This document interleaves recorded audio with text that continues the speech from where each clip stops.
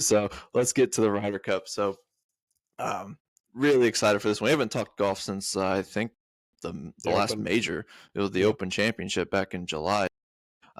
We watch golf throughout the summer, especially the majors, and we talk about the majors on here. But this tournament just hits a little different. It features a team of 12 of the top European golfers going head to head against 12 of the best players from the U.S. And it's 3 days, match play competition. It's just a tournament that has a totally different atmosphere that not a lot of golfers are used to. It feels like you're playing on the road in a football stadium. So it gets loud, it gets proud, and it delivers a ton of drama and showcases a lot of top tier golf. And it's really just one of the premier events of the year, and we don't get it every year. It's every other year. We interchanges with the President's Cup, so home course advantage is a real thing in this event, as players are not used to playing in these sorts of environments in this sport, as opposed to say a sport like football. So it definitely plays a factor when deciding who's going who has the edge in these matchups, as the last few have gone to the home team, I guess you could say. And when it's been in Europe, Europe's won, and when it's been over here, we've won. So let's just get a little refresher on the squads that we got. Obviously, on the U.S. side, with Captain Keegan Bradley, our auto qualifiers were Scotty Scheffler, Xander Schauffele, J.J. Spaun, Russell Henley, Harris English, and Bryson DeChambeau. Keegan Bradley then picked Justin Thomas, Colin Morikawa, Ben Griffin, Cameron Young, Patrick Cantlay, and Sam Burns. Now on the European side, it's Captain Luke Donald, auto qualifiers at Rory McIlroy, Robert McIntyre, Tommy Fleetwood, Justin Rose, Rasmus Højgaard, and Tyrrell Hatton. And then his picks were then Shane Lowry, Victor Hovland, Matt Fitzpatrick, John Rahm, and Sepp Straka. So there's a little refresher on what we'll be looking at. Oh, Ludwig Oberg as well on that squad. So that's a little refresher on who we're going to be seeing. How do you like our chances in this one? Home field advantage is very important because, in my opinion, the European squad has more dudes than the American squad. While U.S. has world number one and Scotty Scheffler, Europe has a majority of the guys right after that, in my opinion. But like was it 2012 or so? The last time Europe won in the United States, I think. Yeah, I think it goes that far back. Yeah. Yeah, and I guess Luke Donald was on that team. Yeah, I can't pick against the U.S. since I'm born and raised in the USA, baby. But Proud. yes, but they will. I mean, they're gonna have their hands full. I truly believe. So glad that it's not the Zach Johnson Country Club Bros coming team like it was 2 years ago. They got serious. I mean, Keegan's obviously taking it seriously. He didn't name himself on the team. He not Right. player captain. He just wanted to be the full captain. DeChambeau is going to be a huge boost in my opinion. I feel like he can. This is just the kind of atmosphere he can thrive off of. You just no kind of have question. to have him. Yeah.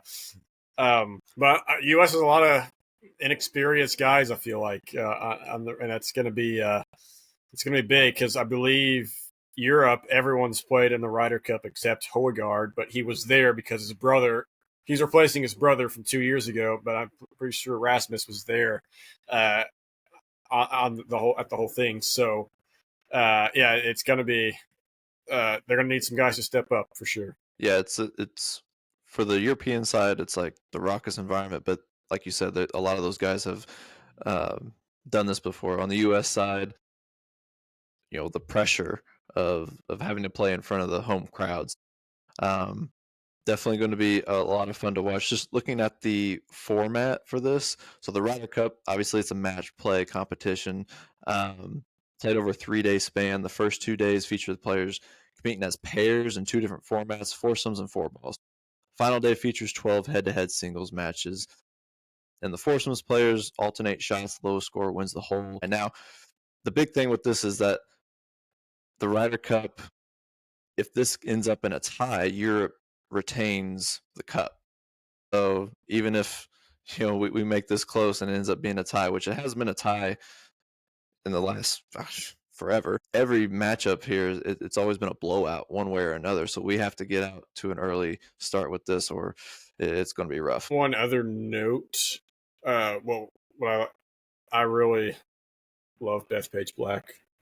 That's on the one of the Tiger Woods PGA games on the Xbox way back in the day. Yeah. I love that course. There was one really difficult hole. I forget which one it was, maybe 15. The green was just so tough. But yeah, and it's also kind of a famous course in the U.S. where it has that sign that says "Playing from the blacks."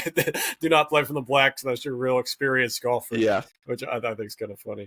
But yeah, it's for those who don't know, Bethpage Black's on the Long Island. I'm not sure what the forecast is for this upcoming weekend. I hope it's nice. You can check it out there. Yeah, I should have looked at it before.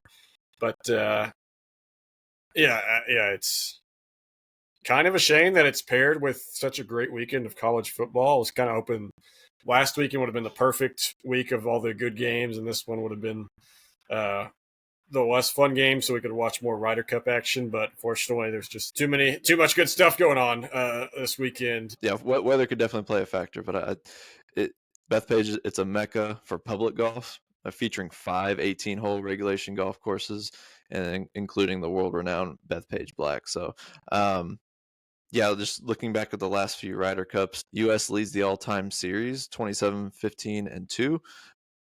Obviously, Europe took it in 2023, U.S. in 21, Europe in 2018, U.S. in 2016. It kind of flip-flopped 2014 Europe, but Europe was on a 3 Ryder Cup stretch there between 2010 and 14 of taking it from us.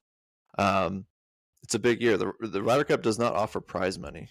So each of the 12 golfers on the U.S. team receives $500,000 for competing, just simply for competing. $300,000 of that going to charity. The European players are not compensated, so it's all pride. It's all pride. Yeah, pride for your continent, I guess. So yeah, I'm really excited for this. The last big golf feature of the year. Yeah, so absolutely. Definitely get to see some of it on Sunday. We'll try to mix it in with my NFL Red Zone.